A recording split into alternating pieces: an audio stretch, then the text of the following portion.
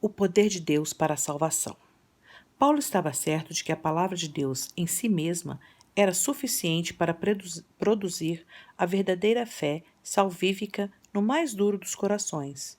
Ele escreveu: Pois não me envergonho do Evangelho, porque é o poder de Deus para a salvação de todo aquele que crê. Romanos 1,16. Infelizmente, muitos evangélicos em anos recentes têm se afastado desta confiança. Jesus também deu testemunho da perfeita suficiência da Escritura em Lucas 16, 19 a 31. Ali, ele narra a história de um homem rico e um pobre mendigo chamado Lázaro. Ambos haviam morrido. Na vida além, o homem rico se achou no inferno. Ele queria que Lázaro, que estava no céu, voltasse e avisasse a seus irmãos sobre os sofrimentos da eternidade sem Deus. Este homem cometeu o mesmo erro que muitas pessoas hoje cometem. Pressupôs que algo incomum convenceria os incrédulos a serem salvos. Mas, se as pessoas rejeitam a palavra de Deus, também rejeitarão um milagre.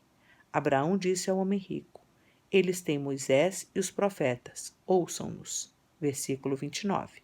O homem rico, certo de que seus irmãos precisavam de algo mais do que as Escrituras, rogou: Não, pai Abraão. Se alguém dentre os mortos for ter com eles, arrepender-se-ão. Versículo 30. A resposta de Abraão declara de uma vez por todas a absoluta suficiência das Escrituras em todo o empreendimento evangelístico. Abraão, porém, lhe respondeu: Se não ouvem a Moisés e aos profetas, tampouco se deixarão persuadir, ainda que ressuscite alguém dentre os mortos. Versículo 31. Jesus mesmo disse: em verdade vos digo, quem ouve a minha palavra e crê naquele que me enviou tem a vida eterna. Não entra em juízo, mas passou da morte para a vida. João 5, 24. A essência do Evangelho é ouvir a palavra de Cristo e crer em Deus. Na parábola do semeador, Lucas 8, 5 a 15, Jesus comparou a palavra de Deus a uma semente a qual, ao ser plantada em solo fértil, um coração receptivo, produz vida nova e muito fruto espiritual.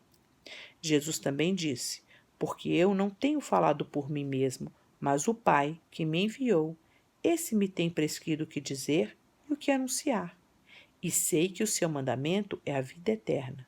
As coisas, pois, que eu falo, como o Pai me tem dito, assim falo. João 12, 49 e 50. Ele conhecia o poder da palavra de Deus na salvação de almas. Então falou somente aquilo que o Pai o instruiu a falar. O apóstolo João afirmou: Estes, porém, foram registrados para que creiais que Jesus é o Cristo, o Filho de Deus, e para que, crendo, tenhas vida em seu nome. João 20, 31. Crer na palavra de Deus resulta em vida eterna. Em Romanos 10, 17, Paulo nos ensina que a fé vem pela pregação e a pregação pela palavra de Cristo. Por isso, devemos proclamar fielmente o Evangelho aos incrédulos. Nos versículos 13 a 15, ele diz: Todo aquele que invocar o nome do Senhor será salvo. Como, porém, invocarão aquele em quem não creram? E como crerão naquele de quem nada ouviram? E como ouvirão se não há quem pregue? E como pregarão se não forem enviados? Os pecadores precisam da palavra de Cristo, a qual é a fonte da salvação. Em outro lugar, Paulo usou o casamento para ilustrar a obra da palavra em salvar e purificar. Maridos, amai vossa mulher, como também Cristo amou a igreja e a si mesmo se entregou por ela, para que santificasse, tendo-a purificado por meio da lavagem de água pela palavra. Efésios 5, 25 e 26. Tiago nos diz que o Pai nos gerou pela palavra da verdade. Tiago 1,18. Nos gerou, nesse contexto, significa gerar, redimir ou salvar. Deus nos salvou pela palavra da verdade.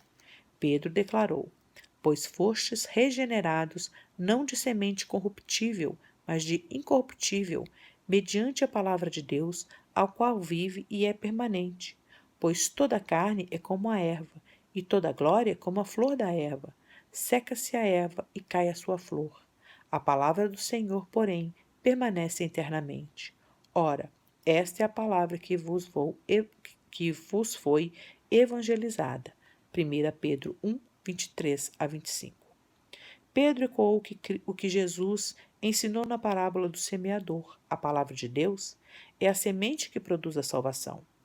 Visto que a Escritura produz a salvação, o evangelismo eficaz depende da fiel proclamação da palavra. Deus preparará o solo que produzirá o fruto. Devemos ser fiéis em plantar a semente. Lídia é um bom exemplo de como isso funciona. Certa mulher chamada Lídia, da cidade de Tira, vendedora de púrpura, temente a Deus, nos escutava. O Senhor lhe abriu o coração para atender às coisas que Paulo dizia. Atos 16, 14. Paulo proclamou a Cristo e Deus abriu o coração de Lídia para que ela recebesse as palavras de Paulo.